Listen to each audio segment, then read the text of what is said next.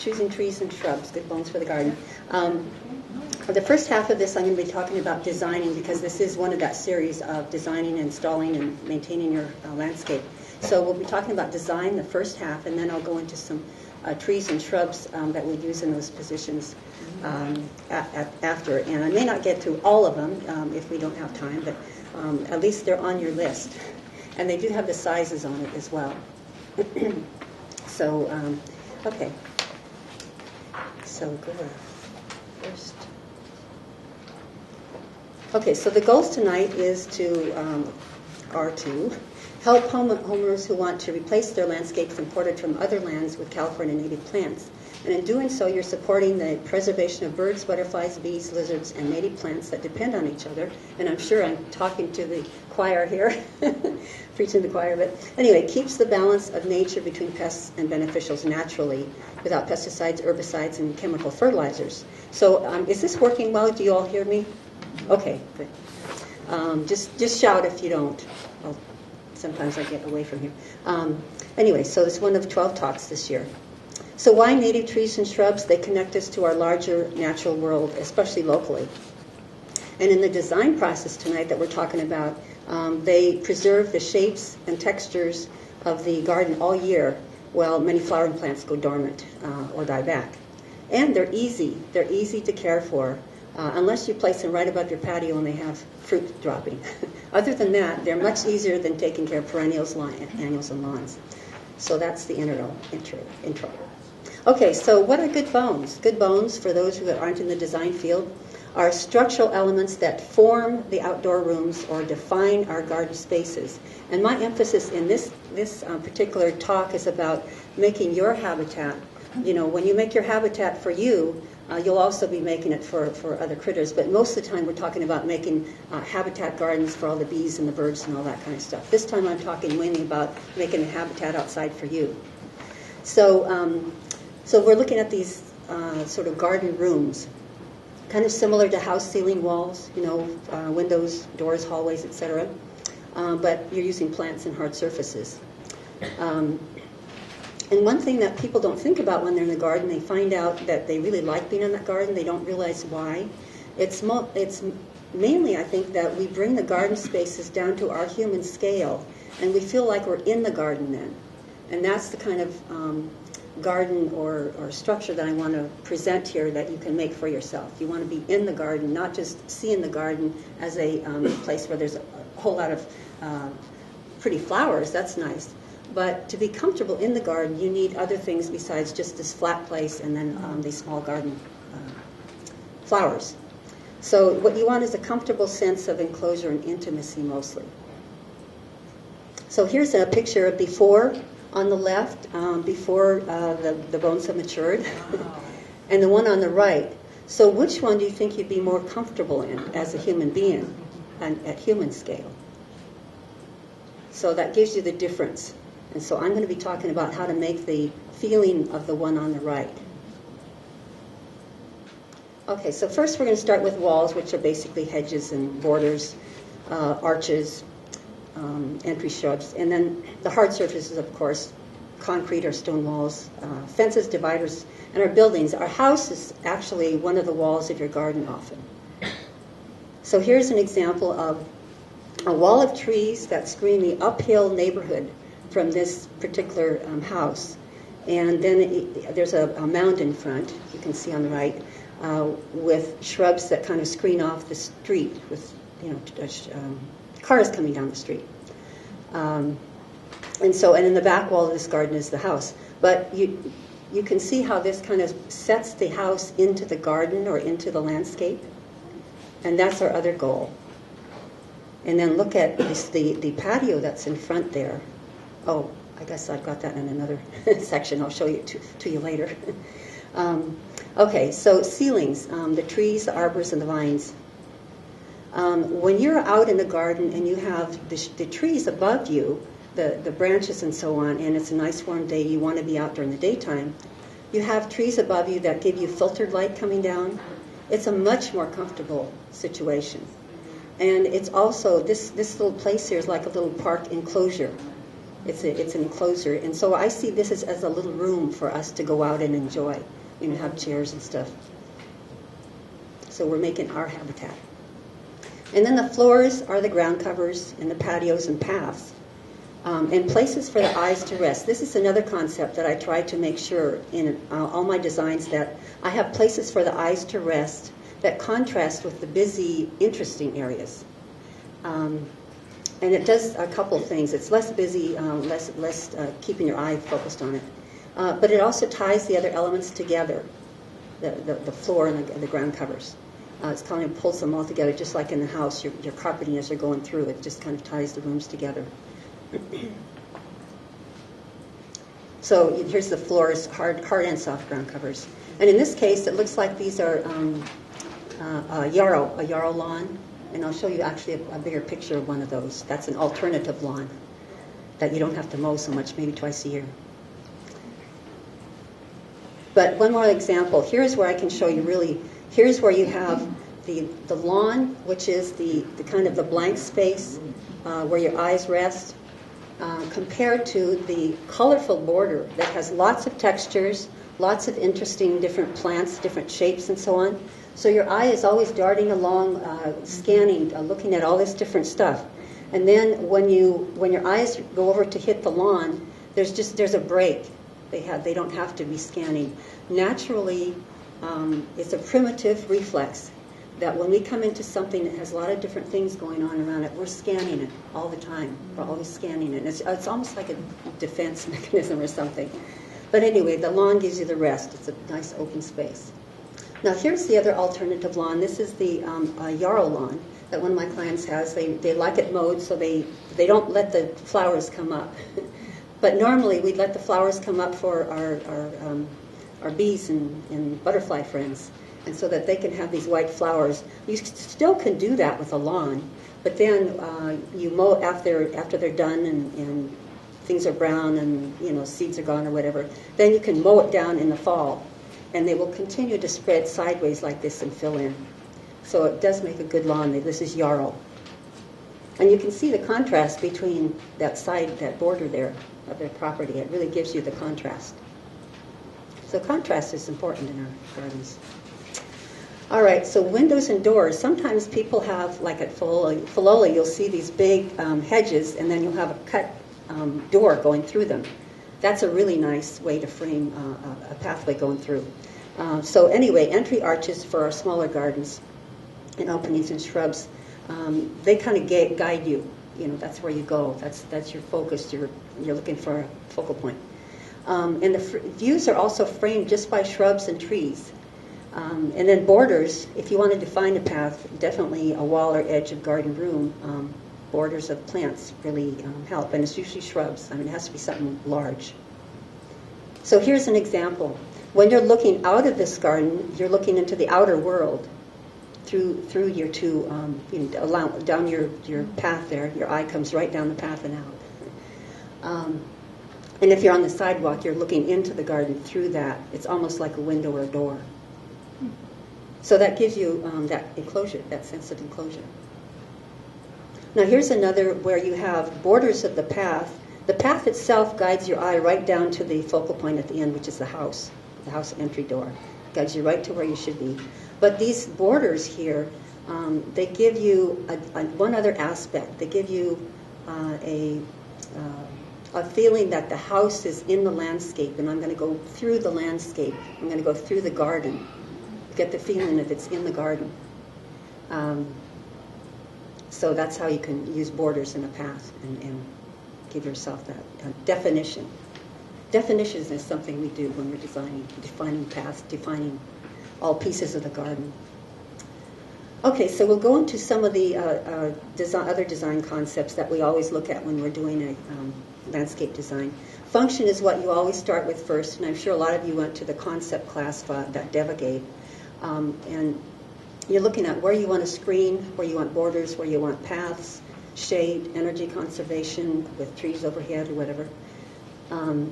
So that's your first priority. And then the next one is, do you want a natural look with native plants in a woodland-like garden, or do you want a formal geometric look because those are also restful to us, the geometric forms too. And then are we using odd or even numbers? If you're doing the natural look, very often you're using odd numbers of plants, just kind of scattered in certain areas. And when you're doing formal, you're using sort of rows of plants, even amounts of them, and so on, so that it keeps that order. And then we'll also cover massing and repetition with layers of, and also layers of plants, the ground cover, the shrubs, the trees.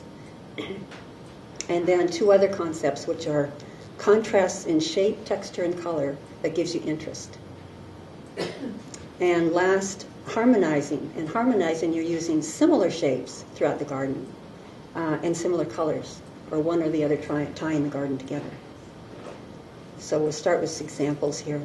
So this is a lawn in the background. There's a border along it, screening it, and then there's a path here that also has a border guiding you into this intimate space under the redwoods. And here's another path, and this one also shows the layering, where you've got the ground layer of ground covers right next to the path, and then going up to taller shrub-type plants, and sometimes maybe some ferns. So a little bit higher, and then up into the understory plants, and then the trees.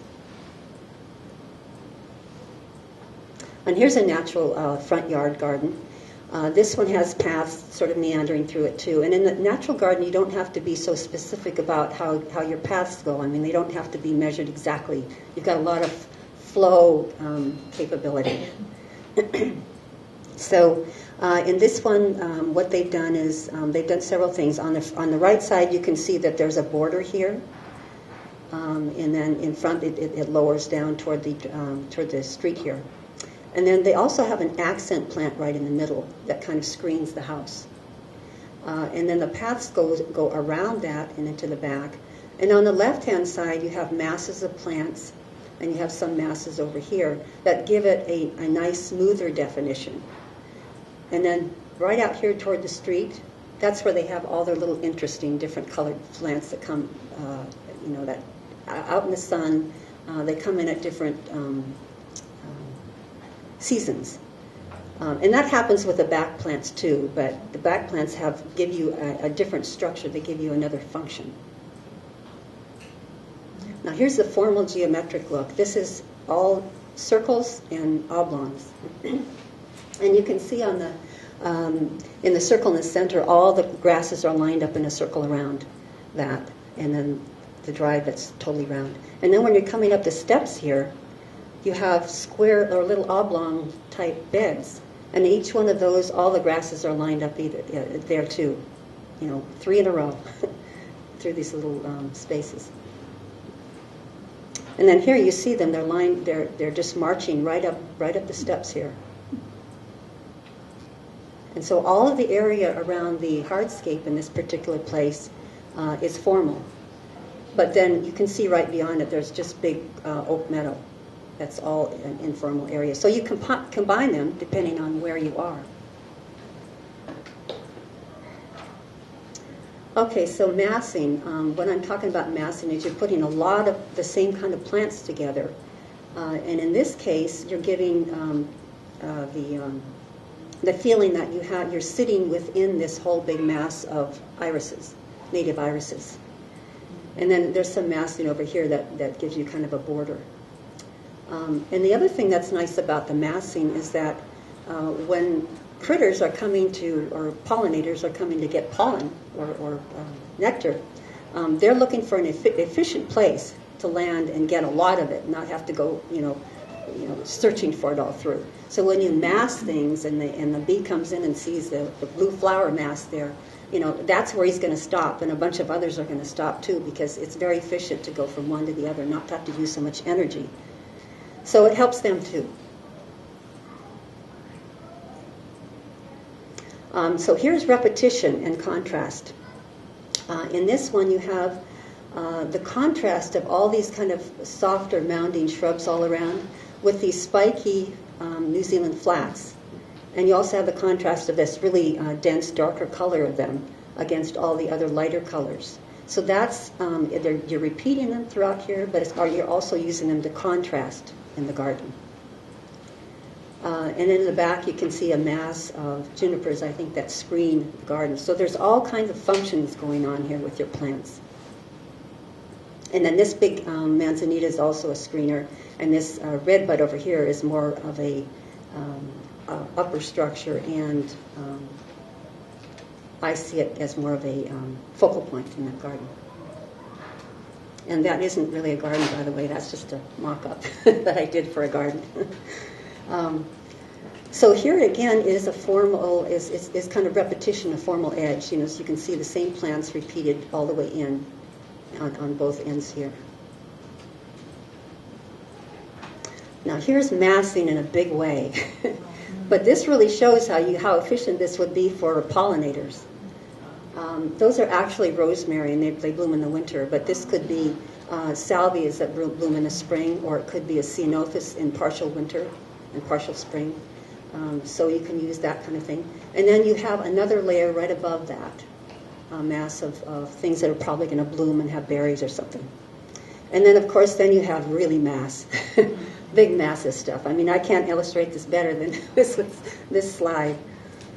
So that's massing and layering. Okay, so we're putting it all together. Here's this particular photo that I used up front. Has a lot of different design features in it, and I really like this one. And I feel calm when I look at it. And so I'll start with, here's the ceiling. This is your roof of your garden, this huge tree here. You have walls, which are the house and the garage. And then you have these borders here. Well, actually on this side too, you kind of call that a wall, which is these very tall shrubs that hide the other house. And then in front you have a little border of hedge that kind of screens a little bit of a street. You have one right along here, a border of them that screen the driveway. And then you have a little opening here. And so you're enclosing this area right behind these border things, has enclosed that garden so that when you're out in the garden here, you feel like you're in your garden. You're not out there exposed to everybody on the street, etc. So that's what these particular manzanitas, their function is. Now there's several other things. You have the ground cover here, all the same kind of color, but not necessarily same plant. So you may have different blooms at different times, but it's all similar color that goes throughout the bottom, kind of ties the place together. And then its other function is that it's a different color than everything else. So it's a contrast, and that gives you much more interest. And one other thing here is the harmoniousness. I like it because these shrubs are all kind of mounded. They have a similar shape throughout the whole garden here. So you have this kind of repetition that is a nice soft look throughout the whole thing. And even though these ones are not trimmed or anything, some of them are, they're all mound shapes. So it has this harmony that has a lot of repetition and a lot of similarities in it. Similar colors throughout it and similar shapes. And it still does have little accent plants in it too. There's an accent plant right up here too. I'm sorry, is this better? Yes. Okay. I'll keep it closer. I know I should do that, but I just forgot. Okay, so that's tying it all together, but there's one other picture about tying it all together. This is a child-size side yard, and it's big enough for an adult to come down this path and get through here and out the gate. But we have these shrubs, native shrubs that are over it, making a little roof, just about your head size.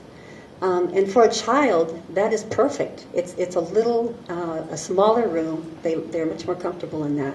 And it gives them space because they don't need a lot of space in that side yard. And then it gives them a separate little room by putting this big verbena out here. So they've got their own little room along the side path in here, all framed by walls, ceilings, floors. Okay, so before we start on the next group, I just wanted to talk about a few common mistakes, and I borrowed this from Deva Luna, and if any of you seen Deva Luna's talks, she does some excellent talks. And so she's got a list of do's and don'ts. So one thing that we do when we first get started in plants is we gather different plants, and especially in native gardens. I've done this too, and that's what we do when we start. We want to try different things out, and it tells you what works there and what works in different situations. So it's a step in the direction of getting to your garden that you wanted to make more organized and more comfortable for you. But in doing that, sometimes we also overplant, and we overplant because in the nurseries they don't give you the exact size when they get big, because they do grow different sizes in different conditions, but they give you an average size of when they're going to be mature enough to give you fruit and flowers, etc. But that's not how big they grow. I would double that most of the time. So anyway, that's why we end up planting things too close together. And also people just don't stop and look and find out what size they really get to be, and then put them together because they look really good. So I'll show you some examples of how you need to look at that. And then, of course, we all design by flower color to start with. I mean, how many of us have done that? I certainly got started that way, and that's how I got into this. Okay, now these are just as important, and these are more functional things. Not matching the plants to the existing soil and to the climate type. You really have to do that. I do a lot of work on that. When I'm doing a design, my work is right on this page, and it takes a lot of time. But that's what makes it successful. So mixing different hydrozones. Hydrozones are areas where you're watering all from the same source, the same rate, or the same amount for that particular area.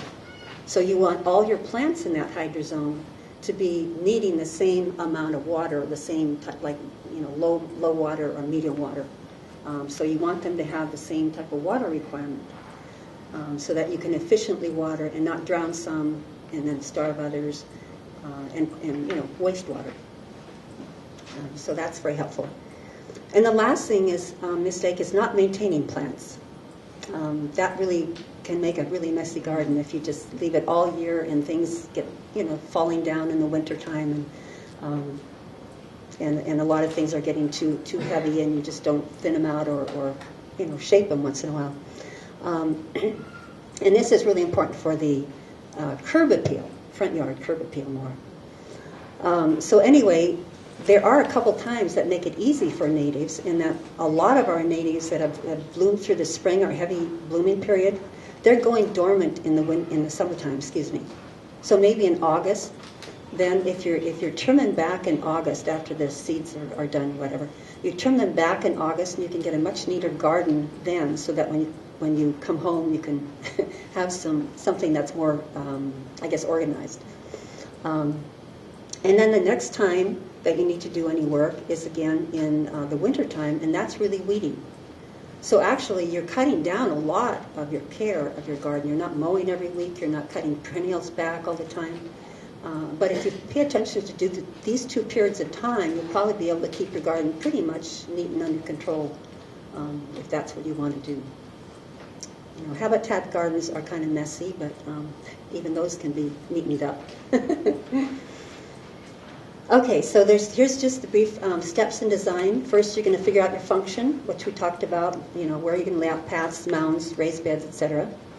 And then what I do is I also choose the screening shrubs and big trees, mainly the really big plants. And I may not do this in this order, because sometimes you want that tree to give you shade in a certain area. And if you've already put your path and your patio there, you might have to move your path and patio. So sometimes I will move the path and patio, and other times it's the tree to get another effect. But these two kind of are interchanged as a first step. And then the next, you choose your medium shrubs and accent plants and other smaller perennials, etc. And then last, the ground covers, because they fill in between. And then they tie the areas together. So if you're putting a map down, and the map really helps to scale because you want to see how big that canopy is going to get. And if you can find out how big that canopy is going to get, you outline it on your plan here. You put it right down and outline it. And all the big plants, the big heavy-duty stuff, is heavily outlined. So that really shows you where your shade area is going to be and so on, and where you need to really have space. And then the rest is filled in underneath. I think right down, I don't know if you can see very well the smaller plants that are down. Let's see if I can get this there. These are the shrubs right along here that kind of done a few things. And then the screening shrubs and so on. So they are not as emphasized. And then if you're doing ground coverage, just a pattern. And maybe a lawn is just a color. So that gives you just enough definition to really see where things are, what things will be like, where they will be, how wide they'll spread, and so on. So that's what the map is about. Okay, so now I'm going to start talking about trees, and I have a list here. If you don't have a list, be sure you get the plant list. On the plant list, I started out with large trees, and actually there are a few smaller ones there that I snuck in that group, but mostly it's large trees to start with and small trees and shrubs. And if you go down under small trees and shrubs, there's one correction. Third plant down, Ceanothus, Ray Hartman. Over to the right, there's a column for how big they get. Moderate 12 to 10 should be 12 to 20, maybe 25 feet even. It's a small tree. Yeah. It's actually Ceanothus arboreus, Ceanothus tree, that species. So anyway, 12 to 20 is about. So that's it for that. And then I'll get started in these. And as I go along, if you have a question, go ahead and stop. And then if we don't finish, I'll just quickly run through the pictures for you so you can see them anyway. But you have them all on your plant list here with the sizes and everything. So the first one I'm going to talk about is the Arbutus marina, which is a hybrid between our madrone, possibly, and the strawberry tree. That's what it's thought anyway. And it's an excellent one for the garden.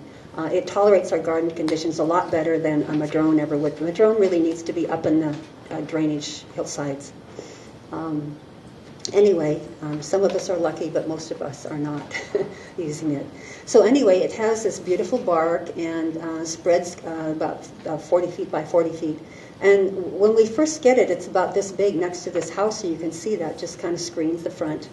But then you have to allow for that. It's going to be over the house and over the whole front yard, and things will be in the shade. And so plan for a shade garden later on. Yes? Time frame? For values? Oh, I don't know, because it's so different here. Every place that you grow it may be a little bit different. If you're down in San Jose and Sunnyvale, that area where it's hot and it dries out faster, it'll be a lot slower than where you are in probably Los Gatos and Saratoga. But I would say it grows. Most of these grow fast at first, and then they slow down, and then they spread out like us. So I've had one in a property that was probably about this high, and I would say it's probably a third higher right now after 4 years later.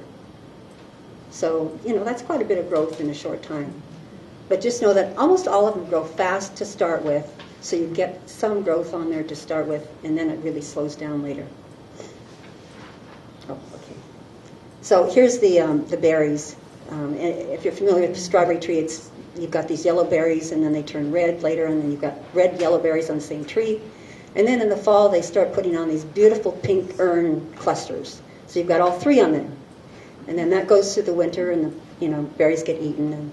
But you always have the bark and the beautiful leaves. So this is a really like a focal point as well as a piece of structure in your garden that gives you a roof and gives you screening for a long time. I put a couple of more higher water use plants in. Yeah. Are berries edible like they are with the strawberry tree? They're edible, but they're still the mealy stuff that the birds like instead of us. And a lot of seeds, fine seeds, yeah. And I don't think that it makes that great a jam or canned. But birds like it. Pardon? The birds like it, yes. It's definitely good for birds. Okay, so there are a couple in here that are a little more higher water. I was thinking about people that might be right at the bottom of the foothill or might be in a canyon. Or how many people are up in the hills over here in Saratoga? So you might have something that's close to that.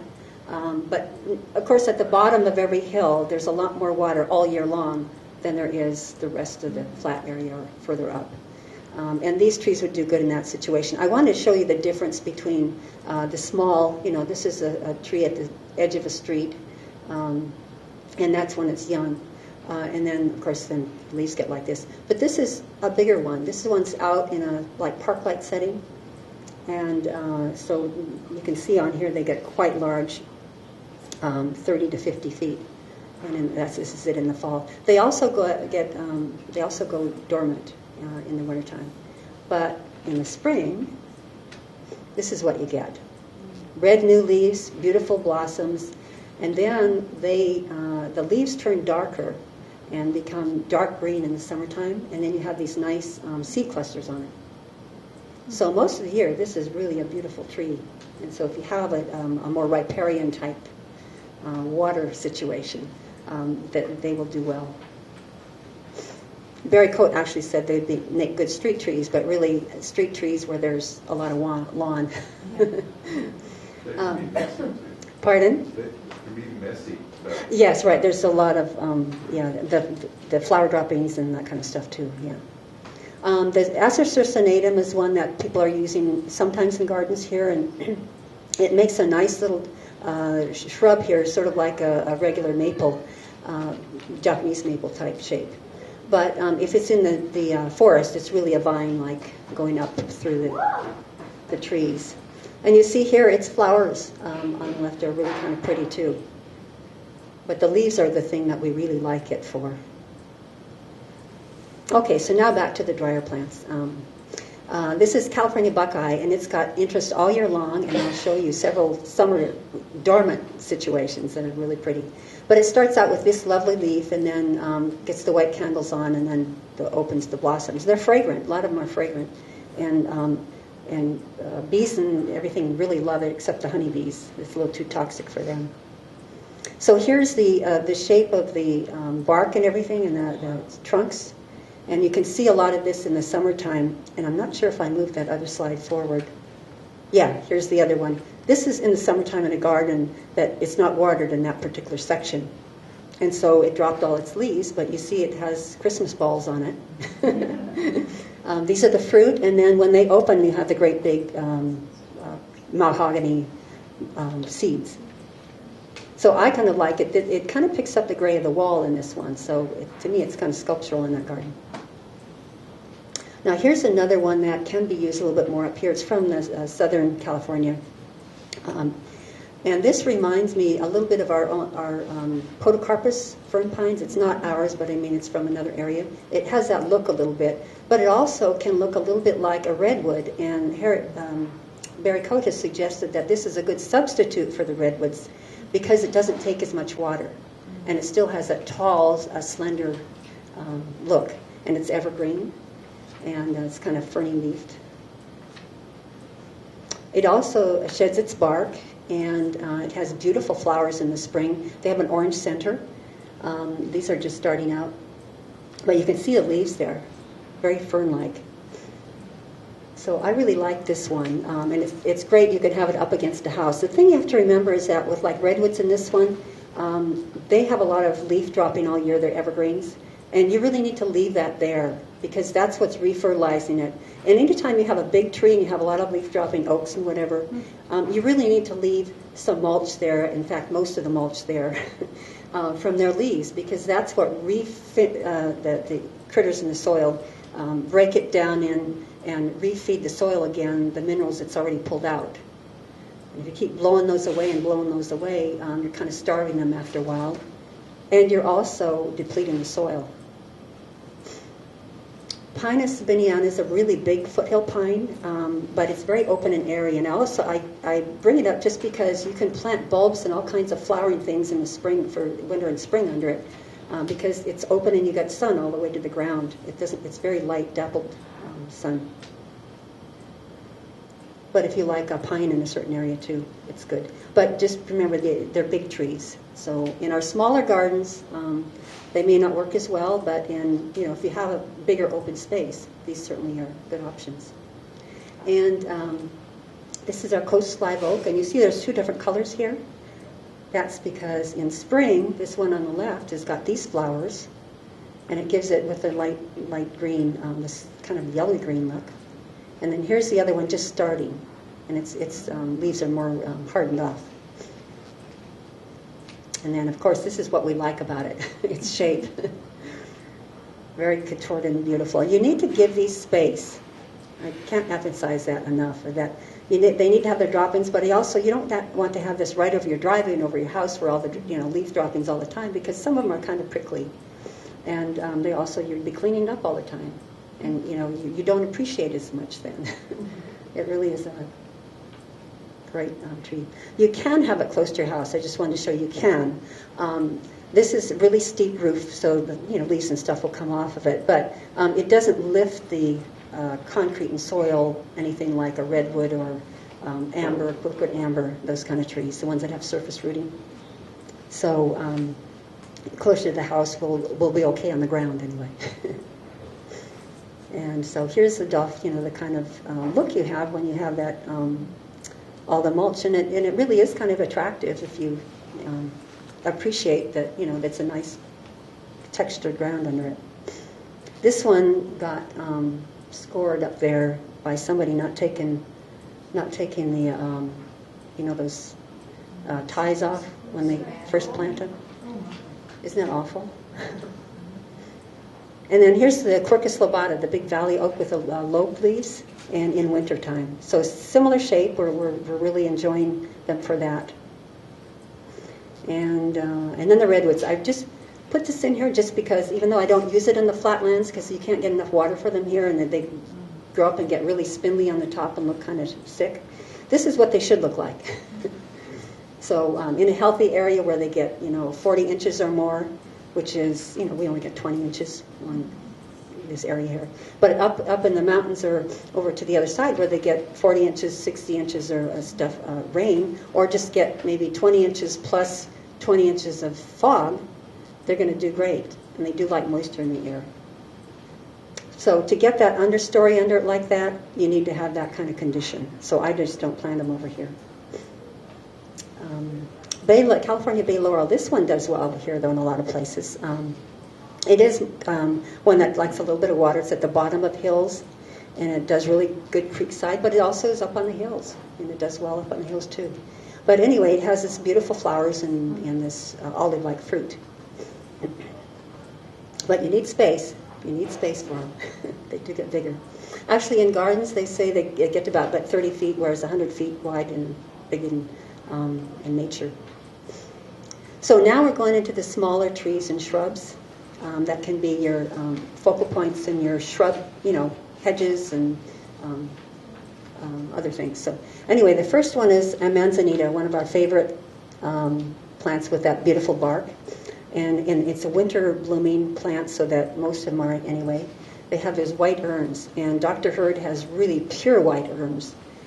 So it's just like glistening with them in the wintertime. It's just really pretty. But it's evergreen and easy. Here's it. It's not quite as big in a small garden. It's full size yet. And then Ceanothus Ray Hartman is actually the tree form. And this is a smaller one. You can see where the people are, how big it is compared to them. But it does get to about 20, 25 feet. So it is really a tree form. And eventually it will get there. It's one of the longer lived Ceanothus in our gardens. And then redbud. Most of you have seen a redbud. Our western redbud is the only drought-tolerant one. And it's best to get it locally, so it's used to whatever our conditions are, instead of from the Sierras, in other words. Anyway, this has at least 3 seasons interest. It has the beautiful buds, and then it has the heart-shaped leaves that fold up in the sun so that they don't get too burnt. And then it has the pods that hang on in the winter. So sometimes burgundy, sometimes a mix, sometimes tan. It does need drainage, though, so I usually mound it a little bit so it doesn't sit in winter sogginess. Otherwise, they'll get a root rot. But you can see this tree up behind it here. That's more the size it will get as a mature tree. All right, down to more shrubby stuff. Our mountain mahogany. It grows up on the hillsides, but you can see here it's making a nice hedge or border here.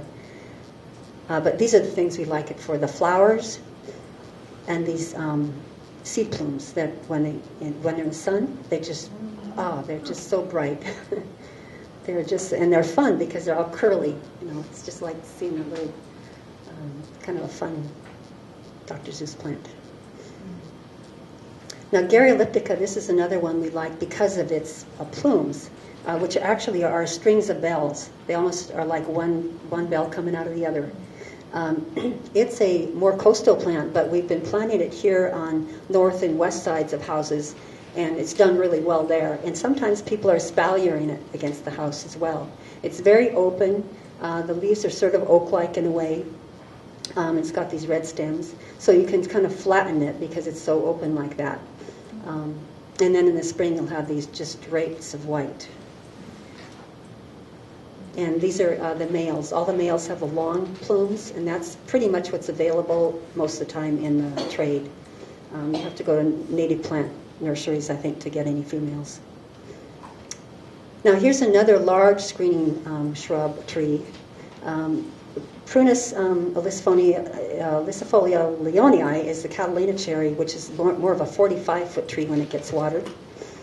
Beautiful blossoms in the spring. But it's a nice, tall, slender tree unless you let it grow way out. But when you put it in rows, it's very slender and it makes a large, really tall screen. Then its cousin here, Prunus, the hollyleaf cherry, Prunus licifolia. This one can be a 3 to 8 foot shrub in a dry setting, or a 30-foot shrub if watered. So you can also use it for screening. But the trouble with both of these is you have to remember that it has cherries, and those cherries drop and stain whatever's under it. And sometimes if you water a lot, they'll start new seedlings under it. So just have to be aware of that. Don't put it right next to your patio or a walk space. But you can see they're pretty trees. I've got two names here, Sambucus mexicana and Western elderberry, or blue elderberries.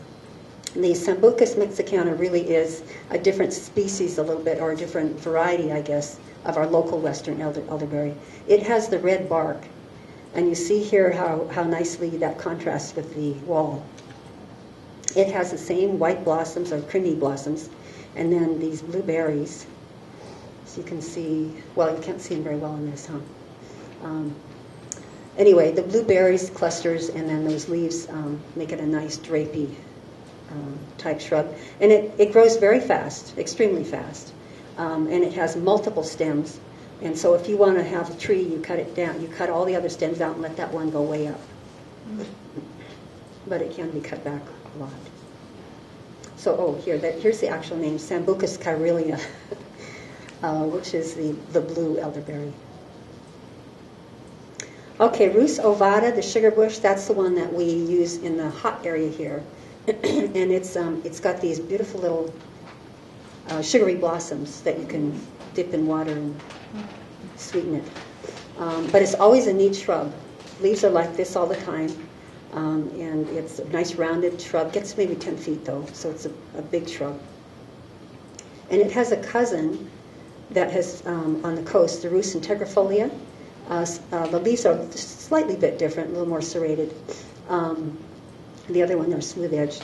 But you see here, you can use it for a natural shrub, a natural hedge, or a pruned hedge. The smaller the leaves are, the easier it is to make into a pruned hedge and make it look good. But this particular one's the one they use for making lemonade. The toyon, most of you know toyon, it's our hollyberry, our California hollyberry. This has nice species and interest with the berries, the flowers, and then it's got its green leaves pretty much in between. This one's been pruned to keep low at this house.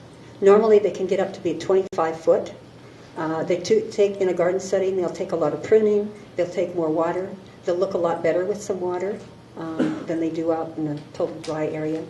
But in a natural area where it's on a hillside and you're getting more summer water coming down from the hill, they will look better. there than they do out in a flat area where there's not a lot of water in the summertime.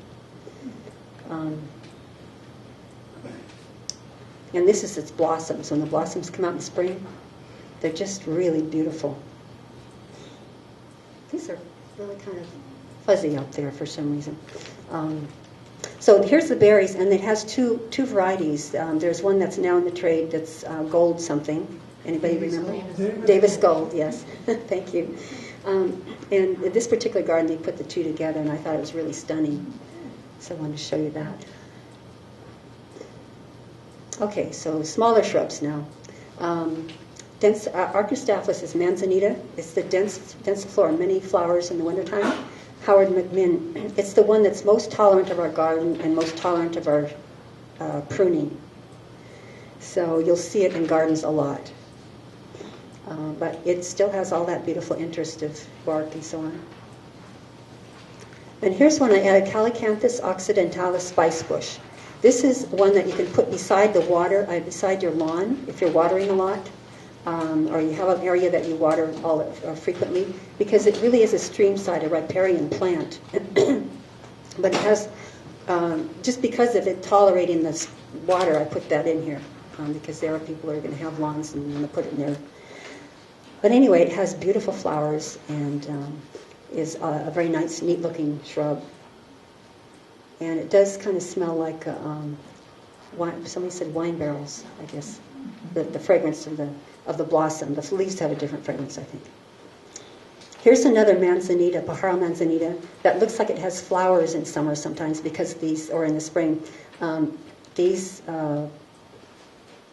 darkened areas, the bronzed areas, and some of them are actually red, just bright red. So they look like they're in bloom in the summer. And then here, a lot of you know about the Carpentaria californica. It does make a good edging shrub, or what do you call it? Focal point type shrub.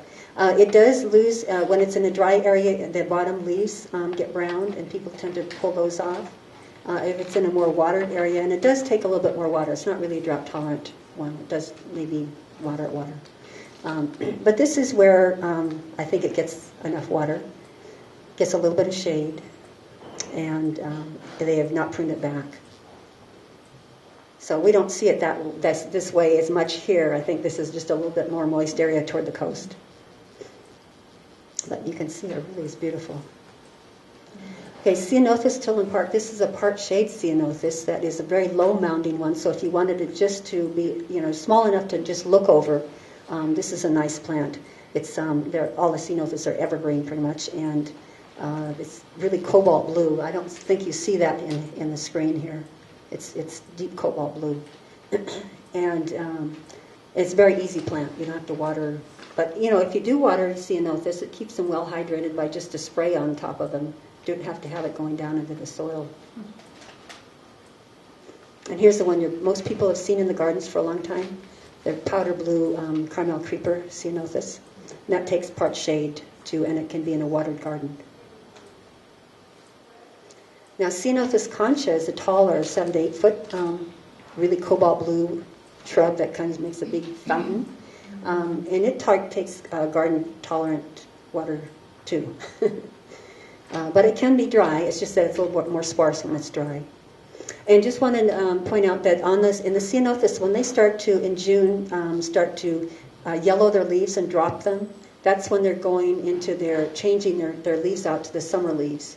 So the summer leaves are much smaller, so it looks like sparser plant in summer. That and the sages do that. They make smaller leaves and drop the old ones from the winter. Then in the fall they get bigger again, bigger leaves. So don't water them then. People tend to water them because they think they're not getting enough water when they're yellowing. But you just let them do their thing, go dormant. Ceanothus snow flurry is one of those that's great for up on the hillsides because you don't have to water it. It's really the most drought tolerant that I know of. And it's usually much more covered than this. I don't think it just does it justice in this photo, but I did have another one. Flannel bush I always put in every talk because I just want to warn you that it really is a great one for up on the hillsides where you're not going to be gardening. And you plant it once in the fall, you water it once, and let the winter rains take over. If they don't, of course, you have to water it that winter. But then you never water it again. You don't go near it again because you don't want to be near it. It's beautiful, and it will take care of itself, but it has those little hairs that have this toxin in it, and it will wake you up at night, and it will take 4 or 5 washings to get it on your clothes, the itchiness on the clothes. So just a little heads up there. I put the cream bush in here, even though it's not one of those evergreen all-year plants. It's a really nice focal point, and you can put it at the edge of under another tree, part shade, and it comes out with these beautiful blossoms and a little bit more water. You know, like if you have a garden that you have, maybe if you already have redwoods or something, you can put it next to them, right at the edge, and it will make these beautiful blossoms in spring and nice little leaves. And then it starts to turn tan when it fades. And some people like that, some people don't. But it's got a nice shaped plant. Bladderpot is, they have one up here at Foothill in their native garden, which is just a slightly sloped area. It's really a desert plant, but it seems to be doing well up here in gardens. And it's very interesting with it's got the beautiful leaves, and then it's got the, and they're more gray in summer, and these pretty flower bunches. And it's got these pods, and the pods are so interesting. You know, so they're on when the flowers are off or fading. But it seems to do very well in a relatively dry situation. Doesn't like really heavy clay, though.